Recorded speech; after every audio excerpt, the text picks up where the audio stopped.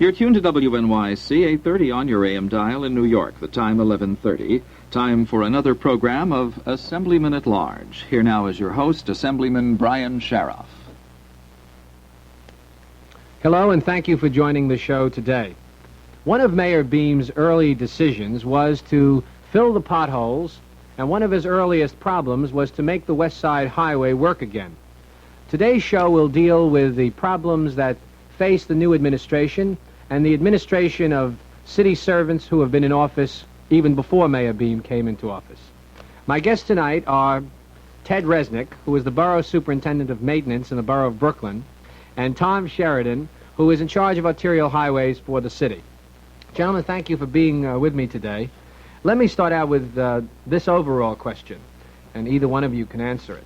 Mayor Beam, according to the newspapers, has placed a high priority on getting city streets back into shape, and apparently believes that it has to be done quickly. Is Mayor Beam unrealistic or realistic in trying to do a job that for 8 years seemed to defy the best minds of the Transportation Administration? Well, Teddy.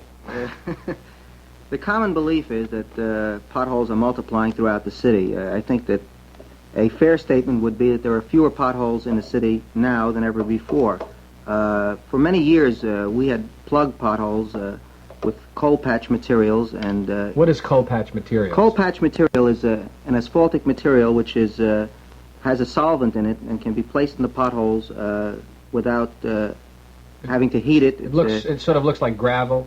It's a coal plant mix. It uses a solvent which sets up rather than using heat to soften it as a regular asphalt does. This was used in the street system of the city until the past 2 years. In the past 2 years, we've acquired new equipment. These are what we call our hot trailers, these heated trailers. They have propane tanks on them, and they're equipped to carry asphalt hot into the streets. So are you saying that because of new equipment, you can now make a dent in the number of potholes that really was technically beyond the city's competence before? Yes, because what happened was when we used the coal patch materials, a lot of it would kick out again, and we'd be patching the same holes over and over again. And what people said years ago, that they filled a hole only to have it pop out again, was true. Nowadays, when we plug a hole with the permanent asphalt, and it's the same asphalt we use in paving the streets, those repairs are relatively permanent, so that while you will see potholes in old streets, you will not see the same potholes again. And so that the pothole incidence in Brooklyn at a typical time, not this time of the year, has dropped down to about 2 potholes per mile, which of course are very few. At this time of the year, of course, with the freezing and thawing cycles that we're experiencing and the bad weather we've been having, we have a great number of potholes in the street. We also had a unfortunate situation in that civil servants get 4 weeks a year vacation, and this was a normal scheduled vacation period for some field forces, so that during the past 2 weeks, 80 to 90%, depending upon the installation, of our forces were off.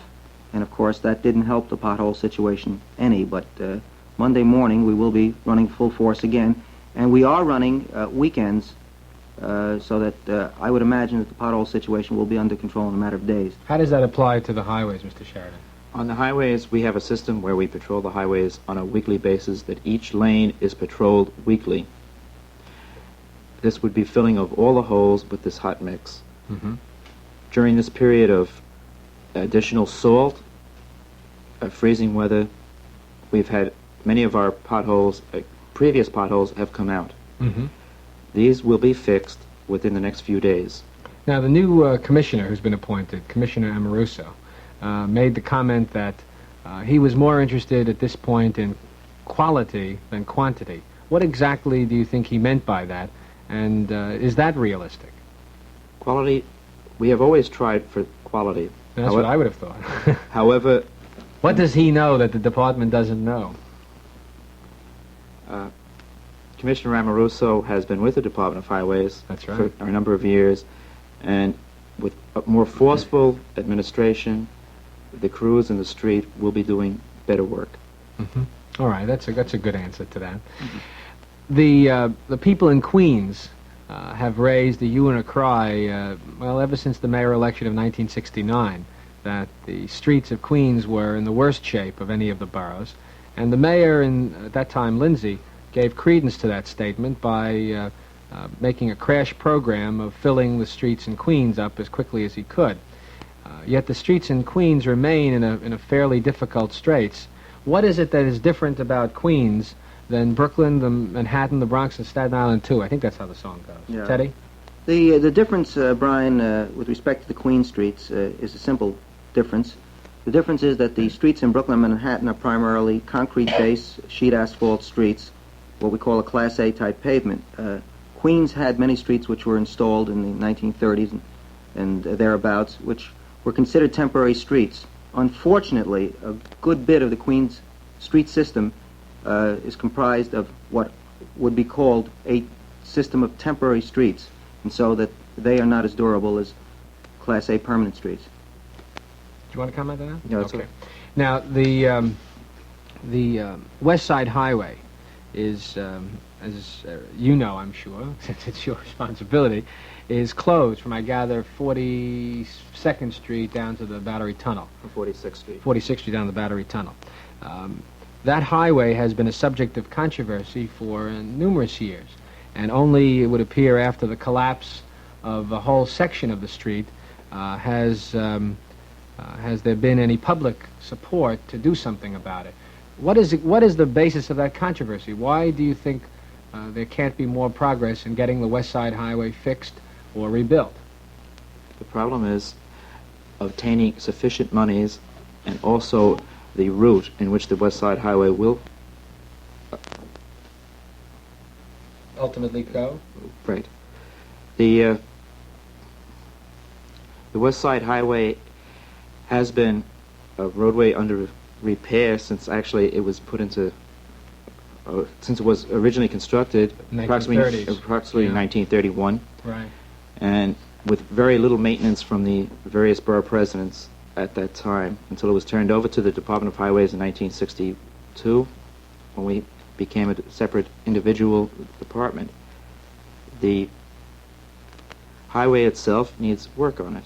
Right now the study is being made to determine what has to be done. Mm-hmm. But there are community groups that say that the West Side Highway should not be torn down and replaced by a new modern highway. This is true. Are there any? Is there? What exactly is the future of the West Side Highway in your opinion? There will be in April they will have Teddy, do you have some comments on that? Well, yeah, the future for the West Side Highway will depend upon, I think, what the outcome of the various studies are in terms. I think it'll be largely the funds that are available. I think that Tom and I discussed it not too long ago. It will cost far less to fix the structure than it will to put up a new one. But the question, of course, is it is not a very serviceable expressway. The lane width is not good in terms of contemporary standards. It has many twists and turns in it. It is very difficult for automobiles to navigate the West Side Highway. I think you yourself would know that it's one of the worst highways anywhere in terms of drivability, and it would require not only repair, I think, but ultimately a modernization. It's not a very good expressway. It was built at a time when they had 1931 cars. the problem involves the use of the highway. If it is to be used for commercial vehicles rather than parkway type vehicles or passenger cars, it would have to be rebuilt. It has been used for only passenger vehicles for a number of years. When you say other vehicles, you're talking about trucks? Truck traffic, right. Now, of course, to build a highway nowadays and to exclude trucks means you can't use federal money. That's correct. If we wanted to rebuild the highway out into the water, the price would probably be in the range of $1.2 billion. And then you multiply by 2 due to inaccurate figures of inflation. Well, depending on when the highway would be constructed. And then you add another $1 billion if Rockefeller is governor, because that means he's going to build housing over the highway and some other projects. Well, the federal limitations on building or air rights are such that they do not allow building over the highway of a federally funded road. Mm-hmm. Not at this point. I'm sure if they wanted to, they'd change that. Now, the collapse on the West Side Highway that occurred around, what, was it Thanksgiving or Christmas? It was Thanksgiving, I think. At the end of the Thanksgiving holidays, yes. What was it that caused that fall? Right now, I'm in charge of the paving of the highway rather than the structural components of the highway. Well, what does rumor have it? What does rumor have caused that? Is it? I mean, was it simply the fact that a truck that was carrying a greater weight than was authorized, but then there was a rule which said that trucks of greater weights couldn't travel that road while they were in the process of repair?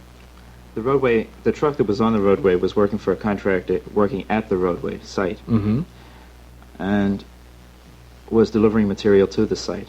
Normally, trucks are not permitted on this roadway. That's right. But as I understand it, the rule of how much weight the truck can have is suspended for trucks that work on the highway. Does that seem like a sort of contradiction in safety terms? The rule of suspension of weight limitations is trucks that were in operation in 1969. But 1969 limitations apparently didn't suffice for that particular truck. I mean, was it the truck or was it the roadway or was it a combination of the both? Is there a lawsuit that's now going on? I assume there are, and because there is, I do not wish to comment on it. Ted, the West Side Highway situation, of course, is not alone in a sense in situations that have occurred around the city where structures have been built, and over the years, either through wear and tear or through faults in the material that was used originally, there are substantial problems. Now, I recall an article in the New York Times in which you and the department were involved in the question of the safety of an overpass near a housing development along the Belt Parkway in the Bay Ridge section. Was that a similar situation whereby cars and trucks that have utilized the facility have downgraded its use, or is there something more to that? No, that was a very different situation and remains a different situation. The contractor, in putting up the high-rise Bay Ridge towers, had to dig fairly close to the structure. It was a question of whether he properly underpinned the column supporting the structure. There was some shift in the column, in several of the columns, and what we're trying to determine now is the severity of it. Fortunately, and I say that in the sense that it's fortunate that the area involved is a sidewalk area. In other words, the area supported by those columns is a sidewalk area and will not sustain... What's underneath that overpass? Underneath it is directly underneath the roadway is the 4th Avenue BMT line, and at right angles to that is the former Long Island, present Penn Central Railroad right-of-way. In other words, it's sort of a triple-deck structure there.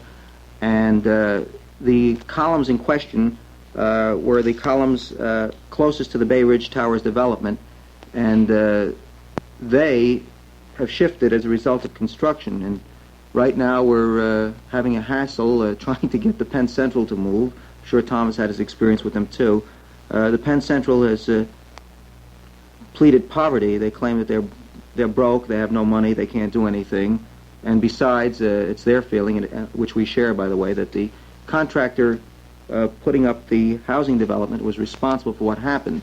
Our department is not releasing the certificates of occupancy for the buildings in the Bay Ridge Towers to the building department. We're not consenting to the release because we want that as a lever on the contractor to try and get him to go back in there and make the necessary corrections. But again, I emphasize that this is a sidewalk area, will not sustain any large loads, and there is no imminent danger of collapse. Jurisdiction for railroad properties is with the railroad under a railroad law of 1898, and they are responsible for the structural work of all the bridge or viaduct area. The Department of Highways and City of New York is only responsible for the wearing surface. But the curious thing that you just mentioned, Ted, was that the Highway Department is involved in the granting of permits. Now, what kind of, you were talking about certificate of occupancy. No, how does the Highway Department get involved with C of Os? The Department of Highways does not issue C of Os. The building department does. That's right. However, as with many other documents, one must pass through various city agencies and receive their okay before the building department will permit the issuance of a C of O. For instance, if there are fire violations, certainly, the building department would not issue a C of O without the fire department's okay. Now, we pass on the structural soundness of the curb, sidewalk, and roadway at each construction site. In this case, it was a complex area, involved a structural sidewalk on the 65th Street side. It involved a containing of the soil beneath the roadway because the sidewalk was built on a structure, and it was a more complex than usual problem. Of course, the highway department must pass upon this before the building department will release a C of O. Mm-hmm. Now, let's just go again to a general question. You gentlemen work for the Department of Highways, and the Department of Highways at one time, as Tom Sheraton has indicated, was part of another department, I gather. It was within each borough president's office, right? Okay. And for other transit systems, we've had separate departments. We had the New York City Transit Authority, whose concern was the trains, the highway department concerned with the roads, and so on. Then along came a new animal called Transportation Administration, which was, I gather, designed to provide some kind of overall planning, kind of mix between transit needs. Is it your impression that the Transportation Authority has in fact given that kind of planning potential to the city? And if it has, can you point to any places where this has manifested itself? I mean, where has the Transportation Authority's success shown itself to justify that we ought to continue to have a Transportation Administration? That's a biggie. Yes, it is a big Yeah. one. Well, for one thing, for the first time, take Tom's job, you have a citywide maintenance of an arterial highway system. That never existed before. No, it didn't. It was up to each borough president to decide on how much money was to be spent on each one of the arterial roadways. Mm-hmm. And Which means that one borough could have had better roadways than another, depending on the interest of the borough president in that borough. that's correct, and also the amount of roadways that are considered arterials within that borough. Mm-hmm. The borough of Richmond had very few arterials, That's right. where Queens has quite a few. Brooklyn, limited. Now, the Transportation Administration has a adequate staff of technicians and policy planners. I know some of the people who have been appointed to jobs in that department, and many of them are very qualified people. Where has this resulted, do you think, in specific change for the people in the city? It has improved in obtaining state and federal money on many of the state-owned city arterials. The state owns approximately 95 miles of the city-maintained arterial system. Which roads would those be? Parts of the Long Island Expressway, the WNYC Expressway, Clearview Expressway, Mm-hmm. parts of the FDR Drive. Which parts of the FDR Drive are under the state? The parts that have been newly constructed. This is see. from approximately 23rd Street to 42nd Street. I see. And there's a chargeback system of cost and so on between the state and the city? At present, the City of New York receives 40 cents a square yard of pavement to maintain for the state. And this is not only to the Department of Highways, but to sewers, Department of Water Supply, Gas and Electric, Mhm. police, etc. Would you think that the 40 cents per yard of paved highways is an adequate reimbursement? It has been proven that the 40 cents is not. It is probably closer to $2 of what we are spending. Mm-hmm. When this was originally negotiated, was it negotiated at such a lower cost because at the time costs were lower, and then we in the state legislature ought to be thinking about improving it, or was it negotiated at a time when it was figured that the state, by putting in the original capital investment, therefore should be paying less for maintenance? I believe originally they had figured on no maintenance. Last year, we had received only 25 cents a square yard. Mm-hmm. So this is an improvement, but it is not what it should be. And this must come to quite a group of millions of dollars over the cost of a period of a year, 2 years, 10 years, what have you. The cost to the city, yes. Yeah. Now, the transportation, just hitting it one more time, the Transportation Administration has under its jurisdiction, no mass transit facilities that I can think of off the top of my head. Am I right?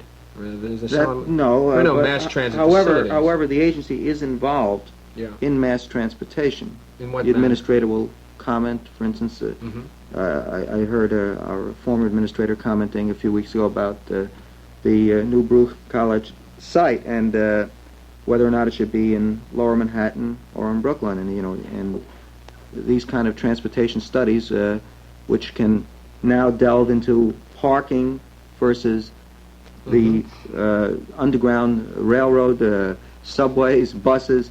In other words, for once now, someone's dealing with all these aspects. For instance, the transit authority could comment on the availability of subways, and maybe someone else could comment what parking facilities there are. But for the first time now, all this functions together in one agency. Now, the fact remains, though, that aside from the desire of the commissioner or the administrator to comment on problems, basically the Transportation Administration and certainly the Highway Department is an automobile-oriented agency of government. And if it is automobile-oriented, then without a doubt it has to feel the pinch of what we are now in, which we call an energy crisis. Do you think that this current problem of raising the cost of gasoline, the perhaps obsolescence of large cars and so on, will have any impact on the budgetary needs over the future for the Department of Highways and its role in, in terms of what is important and what is priority for the city and services? Anybody? Actually, the lowering of the speed limit will aid us in that our roads will not deteriorate as fast. We will not get the impact from the traffic. If we get a smaller amount of vehicles, this too will aid in the maintenance. It will push the long-term maintenance back a bit. We might not need as much money. Ted? Well, you're asking a very iffy question. Not everyone is convinced, that the fuel crisis will last forever, but let's assume for the moment it'll be around for a while. I would say that at the borough level, most of our streets have their problems because of the freezing and thawing cycle and the fact that they're constantly open and closed by utilities. We have more disruption of our street systems in the city perhaps than anywhere else in the world. And we have a fairly cold climate in New York City, and all this together, helps to create the type of situation we have out on the streets today. I don't know that a reduction in automobile traffic will be as much a boon to me as it will be to Tom and arterials, because the street system carries primarily local traffic. Certainly in Brooklyn there are not that many arteries which carry very heavy traffic. Certainly the side streets will still get their potholes with several cars per hour passing by, and the weather will continue to be cold, and the ravages of winter will continue to take place. We only have a few seconds left. So one last quick question: the energy crisis, among other things, means that there may be a downgrading of the need for new highways. Now, you're supervising arterial highways. Does that include the planning of highways as well? Do you have input into that? I don't have input into the planning. However, there are present plans that the state has in which they are obtaining state-federal money, where we will be remodeling many of the state-owned roadways and doing safety contracts on the others. Well, we'll have to do another show on what highways are planned for the future. Gentlemen, I thank you very much for being on the show today. My guests have been Ted Resnick and Tom Sheraton of New York City Department of Highways. Thank you very much for being on the show. You've been listening to Assemblyman at Large with your host, Assemblyman Brian Sharoff. Join us again next week at the same time for another program in the series. This is the Municipal Broadcasting System, New York City's own station. The news is next. You are tuned to WNYC, 830 on your AM dial in New York.